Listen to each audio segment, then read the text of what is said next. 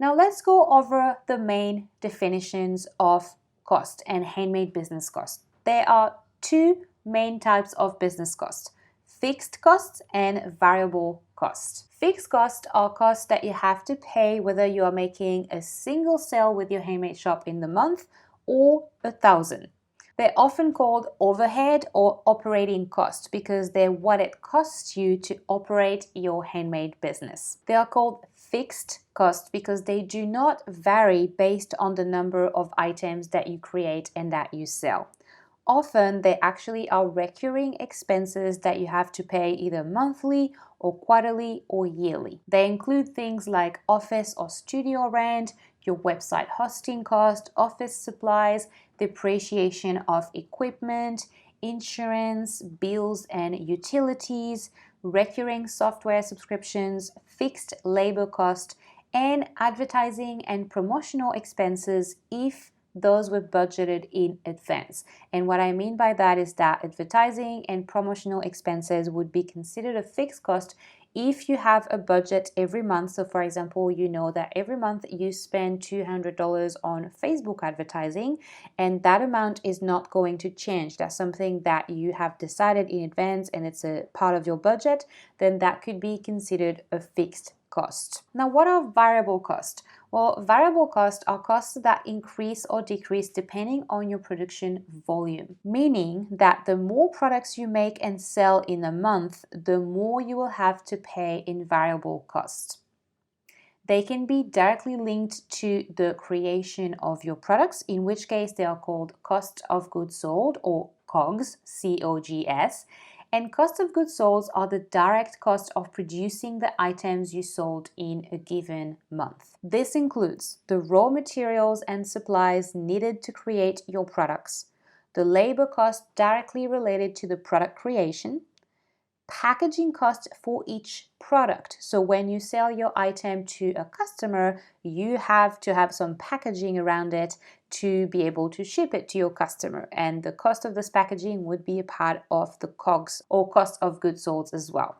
It also includes the shipping fees that you might need to pay when you purchase raw materials and the shipping fees you might need to pay when purchasing packaging for the products. So for example, if you are purchasing 5 kilos of clay for your ceramics and your supplier charges you $10 shipping to send that clay to you, that $10 shipping would be part of your cost of goods sold.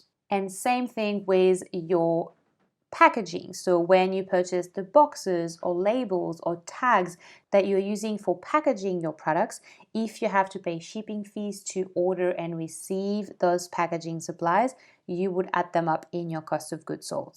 Now finally, let's take a look at other variable expenses for your handmade business. These are variable expenses that would not be considered part of your cost of goods sold because they're not directly related to the production of your products, to the creation process. And this includes shipping fees to send the products from you to your customers, merchant fees. So if, for example, you sell on the marketplace like Etsy and they charge you some fees, this would be part of your other variable expenses and not part of your cost of goods sold because it is not part of the creation process. It's a fee that you have for selling your products. And same thing with fees for platforms like PayPal or Stripe, for example.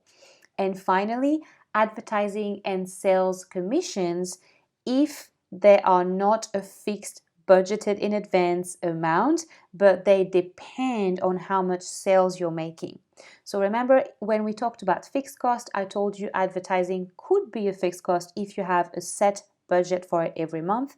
But there's other cases where, for example, you could have people selling your products for you that get paid when they do make a sale in the form of a sales commission.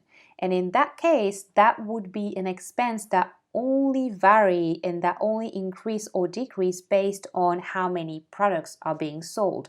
And so for that specific example, this would be a variable expense and not a fixed cost. Now, quick note here about labor cost. In theory, labor cost can be a fixed or a variable cost. And to decide whether it is fixed or variable, you have to look at the type of labor it is and its role in your handmade business.